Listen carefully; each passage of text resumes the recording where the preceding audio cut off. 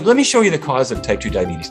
And if you're doing something else, if you're texting or something, let me ask you to just set that down and give me your full attention for the next 2 minutes, because I want to show you the cause of type 2 diabetes. It's not what we had thought 20 years ago. Here's what it is. You see this big purple oval? That's a cell in your body. Your body's made up of millions and millions and millions of cells. And this is, let's call it a muscle cell. Muscle cells run on glucose. That's their fuel. It's their gasoline. And the glucose is all in the blood. And if it can get through that cell membrane, it'll power that cell. And that's the problem. The glucose is building up in the blood and it won't get through the membrane. Look at that. It just bounces right off.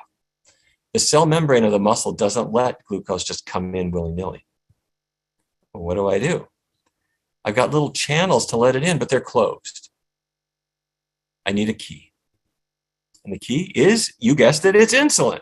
So the insulin key goes to the surface of the cell, and there it is. And once that insulin key attaches, if things are going right, it opens up these little channels and in comes the glucose. Hooray, everybody's happy. Yay, swell. Okay, so what could go wrong? Here's what could go wrong. I grew up in Fargo, North Dakota. You ever been there? Seen the movie? Well, anyway, that was dinner for us in Fargo. And that was lunch.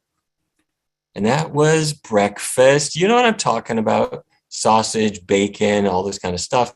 And lots of other greasy foods are part of our diet. And if you were to just look at how much fat is in these foods, it builds up. So what? So what if there's a little bit of fat in my meat and cheese and fried foods and all that stuff? Who cares?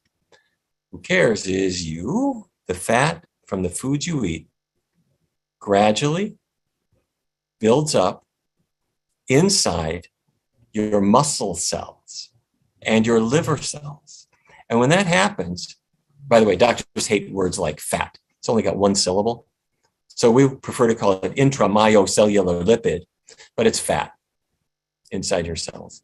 So the insulin key now attaches to the cell and nothing happens. It doesn't work. The cell is all gummed up. Insulin resistance has arrived. So now the glucose molecules don't get in. They can't get into the cell. Swell. So my blood sugar is rising. Now anything I eat causes my blood sugar to rise. I'll eat an organic apple that I got at Whole Foods, my blood sugar goes up. I eat bread, I eat beans, I eat pasta, anything makes my blood sugar rise because I've got insulin resistance. It didn't start with the apple. That apple's healthy. I should be able to extract that healthy glucose out of it and use it to power my muscles, but it's not working. What do? Well, in our research study, we did a couple of things. We removed animal products, and if I remove animal products, how much animal fat is in my diet? Well, none. And if I keep oils low, then something amazing happens, and that's that fat starts to go away. The fat starts to dissipate from the cell. And as that fat goes away, the insulin resistance gets better and better and better. And now you're insulin sensitive and the glucose can come back inside again. And your doctor might say, I don't know what happened, but you don't have diabetes anymore that I can find. So that's the miracle that has come in over the last couple of decades and that we now accept as the everyday approach to diabetes that everybody ought to be following.